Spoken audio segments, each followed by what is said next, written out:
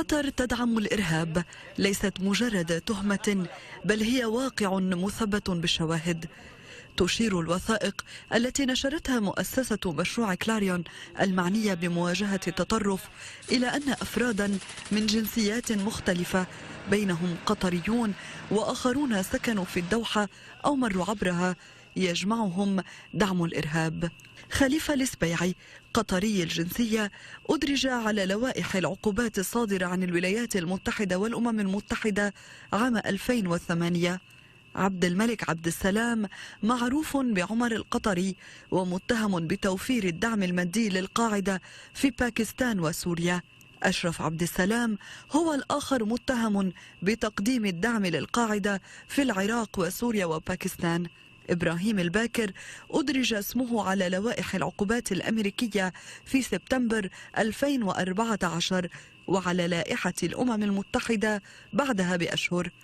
عبد العزيز بن خليفة العطية ابن العم الأول لخالد بن محمد العطية وزير الخارجية القطري السابق ووزير الدولة لشؤون الدفاع الحالي، استخدم العطية وسائل التواصل الاجتماعي لجمع تبرعات لصالح تنظيم القاعدة وجبهة النصرة في سوريا.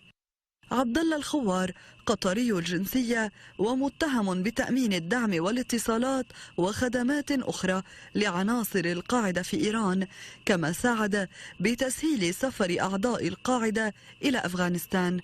سعد الكعبي نظم فعاليات لجمع الأموال في قطر لمصلحة القاعدة في سوريا عبر حساب في البنك الإسلامي القطري باسم ابنه القاصر.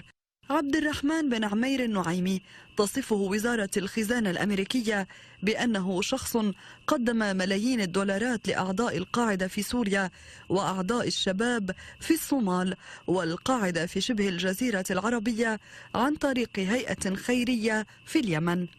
عبد الله بن خالد آل ثاني هو أحد كبار أعضاء مجلس العائلة المالكة القطرية ووزير الأوقاف في الحكومة الحالية. قدم آل ثاني المساعدة والملاذ الآمن لقياديي القاعدة منذ أوائل التسعينيات. النشاط القطري في دعم الإرهاب شمل أيضا الجمعيات والمؤسسات الخيرية. مركز قطر للعمل التطوعي قام وأمينه العام يوسف علي القاظم بتنظيم حملات جمع الأموال للداعمين للقاعدة والمدرجة أسماؤهم على لوائح العقوبات الأمريكية وتلك الصادرة عن الأمم المتحدة. قطر الخيرية منظمة قدمت مساعدات لما يعرف بتنظيم القاعدة في شبه الجزيرة العربية باليمن. مؤسسة الشيخ عيد آل ثاني الخيرية لها تاريخ من العمل مع الهيئات والأفراد المرتبطين بالقاعدة وتقديم الدعم لهم.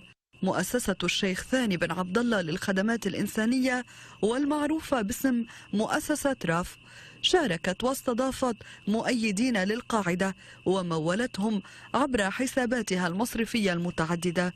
أبرز الأسماء الواردة في تلك القائمة إرهابيون عملوا مع الحكومة القطرية أو لديهم علاقات وثيقة للغاية مع القادة القطريين، وآخرون كانوا أو لا يزالون يديرون منظمات بارزة تتعامل مع حكومة الدوحة بشكل منتظم.